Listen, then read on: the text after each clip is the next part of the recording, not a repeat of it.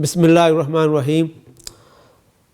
بچوں، ہم آپ کو حضرت ابراہیم علیہ السلام کی کہانی سنا رہے ہیں، اور اس حوالے سے ہم نے پیچھے جو کہانی سنی تھی اس میں ہم نے آپ کو بتایا تھا کہ کیسے حضرت ابراہیم علیہ السلام نے ان کو یہ سمجھانے کے لیے کہ جن بتوں کو تم پوجتے ہو وہ کچھ نہیں کر سکتے، وہ تمہارے ہی ہاتھوں کے بنائے ہوئے ہیں، اور یہ کیسے تم گوارا کر لیتے ہو کہ اپنے ہاتھوں ہی کے بنائے ہوئے بتوں کو آپ رب سمجھیں، اور جو ایک اپنے اوپر بیٹھی ہوئی مکھی کو نہیں اڑا سکتے، جو اپنی حفاظت نہیں کر سکتے، ان کو تم رب مانتے ہو۔ تو ان کو سمجھانے کے لیے انہوں نے ان کے معبد خانے میں، ان کی عبادت گاہ میں ان کے بت توڑ دیے۔ یہ ہم آپ کو پچھلی کہانی میں بتا چکے ہیں۔ اب ظاہر ہے کہ اس زمانے میں انہوں نے جب یہ کام کیا تو یہ بھی ہم آپ کو بتا چکے ہیں کہ لوگوں نے ان کو پکڑ لیا، اور انہوں نے کوئی انکار بھی نہیں کیا کہ میں نے نہیں کیا، بلکہ ایک طرح سے ان کو سرزنش کیا، ان کا مذاق اڑایا حضرت ابراہیم علیہ السلام نے کہ یہ بڑے نے کیا ہوگا، میں نے نہیں کیا۔ یہ آپ کہانی میں سن چکے ہیں۔ تو حضرت ابراہیم علیہ السلام نے بالکل انکار نہیں کیا، وہ لے گئے وہ اپنے اس وقت کے بادشاہ کے پاس، جس کا نام نمرود تھا۔ اس کا بھی ہم نے آپ کو پچھلی قسط میں بتا دیا تھا۔ تو نمرود کے پاس جب حضرت ابراہیم گئے تو اس نے آپ سے پوچھا کہ بھائی تم کس خدا کی بات کرتے ہو؟ مجھے بتایا گیا ہے کہ آپ نہیں مانتے ان بتوں کو، اور میں خدا ہوں۔ نمرود نے کہا کہ میں خدا ہوں، تو تم کس خدا کو مانتے ہو؟ تو انہوں نے کہا کہ اچھا تم خدا ہو؟ تو حضرت ابراہیم نے کہا میں اس خدا کو مانتا ہوں جو زندہ کرتا ہے، جو موت دیتا ہے، جس نے سب کو پیدا کیا ہے۔ تب حضرت ابراہیم علیہ السلام کا کہنے کا مطلب بڑا سادہ تھا کہ انسانوں کو، ان چیزوں کو، یہ جتنی بھی دنیا میں ہمیں چیزیں نظر آ رہی ہیں، ان کو اللہ تعالیٰ نے پیدا کیا ہے جو اس کا خالق ہے۔ تو تم تو نہیں نا یہ چیزیں پیدا کی، تم کس برتے پر کہتے ہو کہ میں نے پیدا کی ہے، اور تم نے کوئی پیدا کی ہے اس طرح کی کوئی چیز پر بنائی ہے تم نے؟ تو اس نے ایسی جاہلانہ طور پر کہا کہ ہاں میں بھی لوگوں کو زندہ کرتا ہوں، میں بھی لوگوں کو مارتا ہوں۔ اور اسی وقت اس نے کہا کہ میں ابھی بھی دکھاؤں تمہیں کہ میں کیسے لوگوں کو زندہ کرتا ہوں اور کیسے لوگوں کو مارتا ہوں۔ اور اسی وقت اس نے کہا کہ وہ جیل میں، قید خانے میں جو بندہ بند ہے اس کو بلاؤ۔ تو 2 بندوں کو لایا گیا۔ انہوں نے کہا کہ دیکھو اس بندے کو ہم نے موت کی سزا دے رہی تھی، اس کا مرنا بالکل چند دنوں کی بات تھی، تو میں نے اسے معاف کیا، اب یہ مرے گا نہیں، اب یہ زندہ رہے گا۔ میں نے اس کو زندہ کر دیا۔ اور ایک کو انہوں نے کہا کہ ابھی لاؤ اس کو اور ابھی اس کو مار دو۔ اس نے اس کا سر اڑا دیا۔ اس نے دیکھو اس کو میں نے زندہ کر دیا، اس کو میں نے مار دیا۔ اب یہ ایک بڑی احمقانہ سی بات تھی، لیکن حضرت ابراہیم علیہ السلام نے سوچا کہ یہ تو کوئی اس طرح کی بات کو نہیں مانے گا جو عقل کے اوپر ہو اور جو حقیقت کے اوپر ہو۔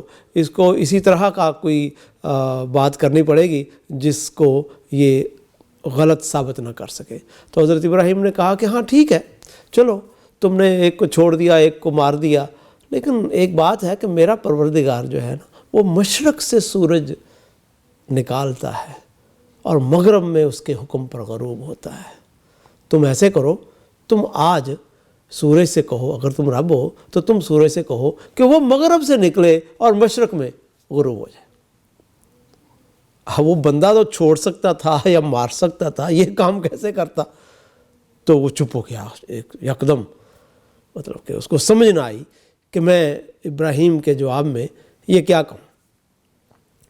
اب ظاہر ہے کہ جس طریقے سے حضرت ابراہیم علیہ السلام نے ان کے بت توڑ کر چپ کرایا تھا، اس بات پر نمرود چپ ہو گیا۔ تو بجائے اس کے کہ وہ آپ سے معافی مانگتا یا بات پر غور کرنے کا کوئی وقت مانگتا، اس نے الٹا کہا کہ یہ اب اس کو سزا ہی ملے گی۔ یعنی کہ وہی جب آدمی کے پاس کوئی دلیل نہ ہو، جب آدمی کے پاس کوئی وجہ نہ ہو کسی کام کے کرنے یا نہ کرنے کی، تو وہ پھر اس طریقے سے ضد میں آ جاتا ہے۔ تو وہ تو تھا بھی بادشاہ، اور بادشاہ بھی کوئی محض بادشاہ نہیں، اپنے آپ کو اللہ سمجھتا تھا اور لوگوں کو کہتا کہ میرے آگے جھکو اور مجھے سجدہ کرو۔ تو نمرود نے کہا کہ اس کو آپ ٹھیک کہتے ہیں، یہ تو بہت ہی گستاخ ہے اور اس کو ہم بڑی ہی سزا دیں گے۔ اب جناب اس پر انہوں نے کہا کہ ظاہر ہے کہ حضرت ابراہیم علیہ السلام کو قید وید کر دیا ہوگا، تو یہ ہمیں نہیں ملتا کہ ان کو قید کر دیا، بھر کے اس کو انہوں نے اپنی قبضے میں رکھا ہوگا حضرت ابراہیم علیہ السلام کو، اور انہوں نے سوچا کہ اس کے ساتھ کیا سلوک کیا جائے۔ تو انہوں نے حضرت ابراہیم علیہ السلام کے بارے میں یہ فیصلہ کیا کہ ایک بڑی آگ ہم جلائیں اور اس میں حضرت ابراہیم علیہ السلام کو پھینک دیا جائے۔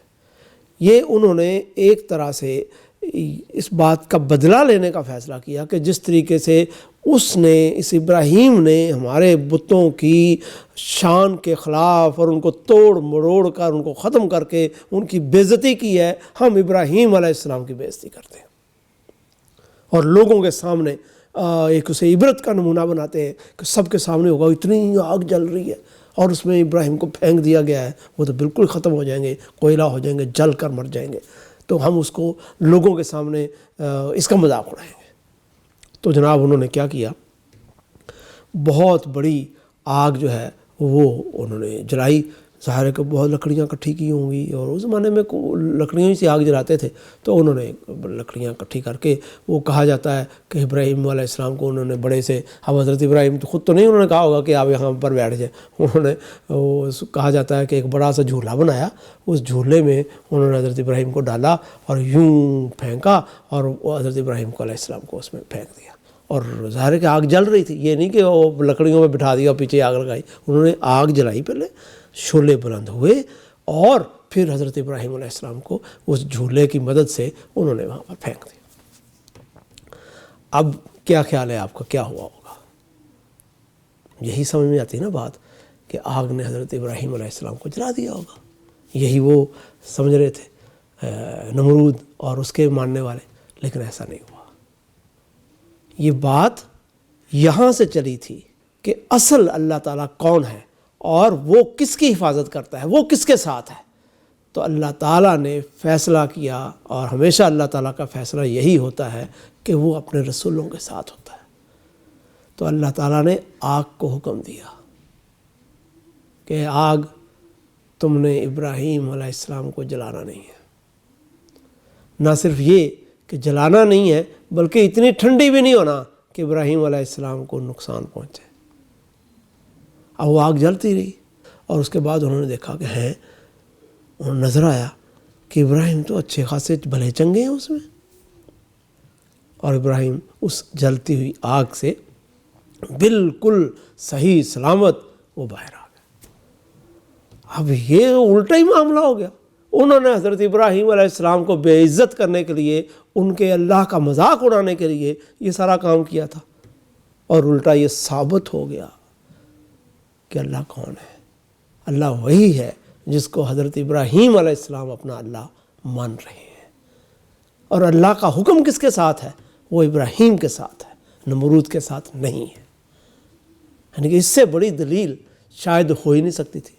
اور آپ سمجھ رہے ہوں گے کہ اس کے بعد نمرود مان گیا ہوگا، نہیں، ایسا نہیں ہوا۔ وقتی طور پر تو وہ اس نے کہا کہ میں مان لیتا ہوں، اور یہ کتابوں میں ہم پڑھتے ہیں کہ یہ بات سامنے آئی کہ نمرود نے کہا کہ ٹھیک ہے اب میں ابراہیم کے اللہ پر ایمان لاتا ہوں، لیکن وہ اس پر قائم نہیں رہا، وہ وعدہ کرنے کے باوجود حضرت ابراہیم علیہ السلام پر ایمان نہیں لایا۔ اور نہ صرف وہ ایمان نہیں لایا، اتنے لوگ جو حضرت ابراہیم علیہ السلام کو دیکھ رہے تھے آگ میں زندہ سلامت نکلتے ہوئے، انہوں نے بھی اپنے بادشاہی کی بات مانی اور وہ بھی ایمان نہیں لائے۔ حضرت ابراہیم علیہ السلام اپنے بھتیجے تھے ان کے، حضرت لوط علیہ السلام جو ایک دوسرے پیغمبر تھے، ان کی کہانی ہم آپ کو سنائیں گے۔ تو وہ اور ان کی بیوی حضرت سارہ ان کے ساتھ وہ چلے گئے، اور ظاہر ہے کہ مدت کوئی اللہ تعالیٰ نے مقرر کی ہوگی کہ یہ ایمان لے آئیں، لیکن جب وہ ایمان نہ لائے اور نمرود نے اپنا وعدہ پورا نہ کیا تو حضرت ابراہیم علیہ السلام سے وہ چلے گئے۔ اب یہاں ہم آپ کو بتاتے ہیں، جیسے ہم نے حضرت نوح علیہ السلام کی کہانی کے دوران آپ کو بتایا تھا کہ اگر اللہ کے رسول کی خلاف ورزی کی جائے، ان کا حکم کو نہ مانا جائے اور ایک مدت بھی اس پر گزر جائے، مہلت بھی ختم ہو جائے، تو پھر اللہ تعالیٰ جو نہیں مانتے ان کے رسولوں کو، ان کو سزا دیتے ہیں۔ آخرت میں سزا دیں گے ہی، اس دنیا میں بھی سزا دیتے ہیں۔ تو ان کی قوم تباہ ہوگی۔ بہت ساری باتیں اس میں ہمیں لکھی ملتی ہیں کہ نمرود اور اس کے ماننے والے کیسے تباہ ہو گئے۔ کوئی ان پر وبا آئی، کوئی ان کے اوپر اللہ تعالیٰ نے کیسے ان کو تباہ کیا، یہ ایک بات ہمیں ملتی ہے کہ نمرود کہتے ہیں کہ کوئی مچھر نمرود کی ناک میں گھس گیا اور وہ اس کے دماغ میں پہنچ گیا، اور وہ پھر مچھر جب اڑتا تھا تو اس کو بڑی تکلیف ہوتی تھی اور وہ جوتے مرواتا تھا۔ اب یہ باتیں لوگوں نے بنا لی ہیں، لیکن باہر کا ہوا یہ ضرور کہ اللہ تعالیٰ نے اس کو بہت اس دنیا میں بھی برا عذاب اس کو ملا، اور نمرود اس طریقے سے اور اس کے ماننے والے اللہ کا عذاب ہو کر وہ ختم ہو گیا۔ اب ظاہر ہے کہ دیکھیں حضرت ابراہیم علیہ السلام پہلے اپنے جہاں پر وہ پیدا ہوئے تھے میں، وہاں سے نکلے، پھر بابل میں آئے، اور پھر وہاں کے بادشاہ کے ساتھ بھی ان کا یہ معاملہ ہوا۔ اب حضرت ابراہیم علیہ السلام وہاں سے پھر آگے جاتے ہیں۔ کہاں جاتے ہیں اس کے لیے آپ کو اس واقعے کی اگلی قسط کا انتظار کرنا پڑے گا، اور اس وقت کے لیے ہم آپ سے اجازت چاہتے ہیں۔ اللہ حافظ۔